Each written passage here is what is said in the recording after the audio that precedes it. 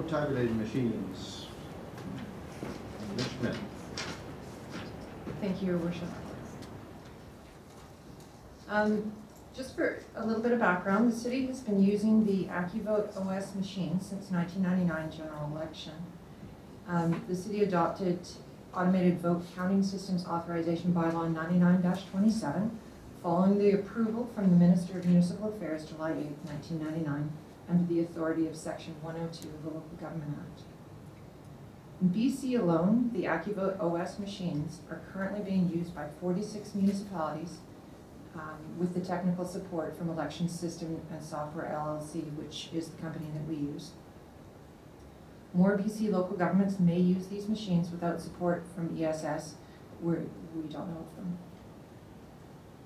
The AccuVote OS is a standalone machine. It's not network enabled. It can't be accessed through Wi-Fi. It is never attached to any computer system with the city, so there's no way it can be hacked via the internet.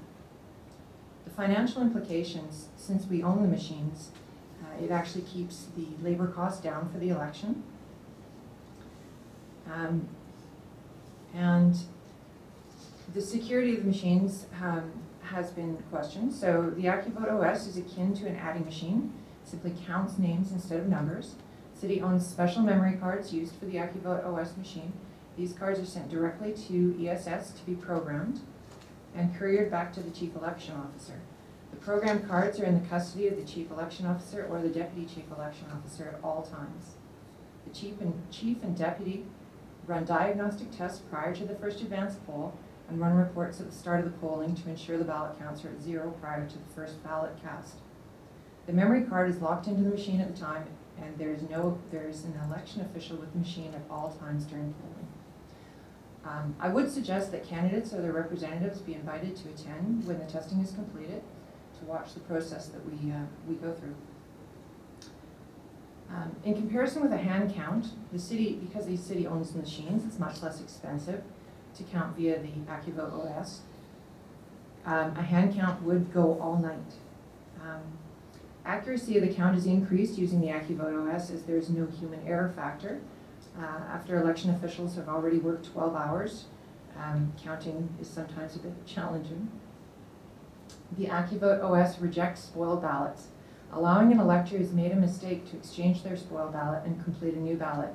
When there's a hand count, spoiled ballots are discovered after the polls close, and the elector does not have an opportunity to correct their mistake, so their vote is never counted. And finally, there's nothing subjective about a ballot count when it's completed by a machine, so unlike the hand count. So my recommendation from this is simply that candidates and their representatives be invited to watch the process that we do testing the machines. Thank you. Thank you, Councillor Robinson. I move receipt of the information. Receipt of the information, seconded by Councillor Bassett. We need discussion. Councillor Jakubeit. Well, I mean, and I said this to the tail end of the press conference that was outside there.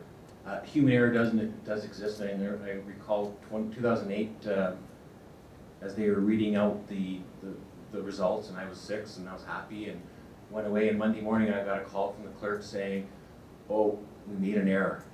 And my heart sunk. And, "Well, it's all good. You got 800 more." And she basically read out the wrong line from the tape reports. So human error in terms of validating, is not as accurate as a machine because it's right. And I like the fact that it tells you if it's a spoiled ballot. And the optical scanner is just that. It is a optical scanner. I think people are getting confused with the touchscreen voting systems, which are a little bit more susceptible potentially. And I think to hack it, you'd have to have physical access to the memory card. To make any changes to it, I should say, not to hack it. To make any, you'd have to have physical access to his memory card. And it's sort of disappointing that there's a conspiracy theory out there that, and regardless, even if we did do a manual count and that validated the results, it'd still be that portion who wouldn't believe it or still would want it for the next one. And if there was a way, and overheard people talking about engaging students to help with the count, that's something that'd be something to look at. But I skeptical. I sort of view this as sort of a conspiracy theory, you know, and Oh, yeah. distrust of government, and just, it's a scanning count of what's on a card. And you look at 10,000 votes, I mean, there was 9,000 last election, so let's say 10,000 this time, 34 candidates, it's a very long manual process. Councillor Conants, Councillor Sentes. Yes, through your worship, I think that the fact that 46 municipalities are using it right now just in BC speaks to the fact that there's a lot of legitimate officials out there who think that this is a legitimate way to run an election.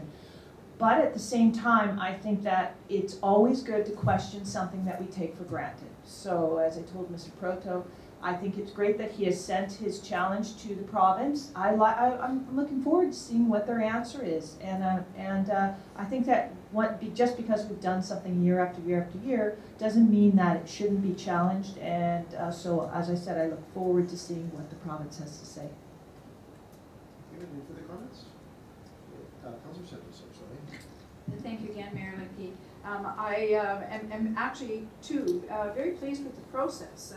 We're always open to questions, be they challenging in nature or what have you, but it gives us the opportunity to verify that what we are doing is correct. But a suggestion was made to me that I promised I would bring forward. I am supportive of the system we have, but I'm cognizant of the question that came forward. And so here was the proposal that I promised I would bring forward.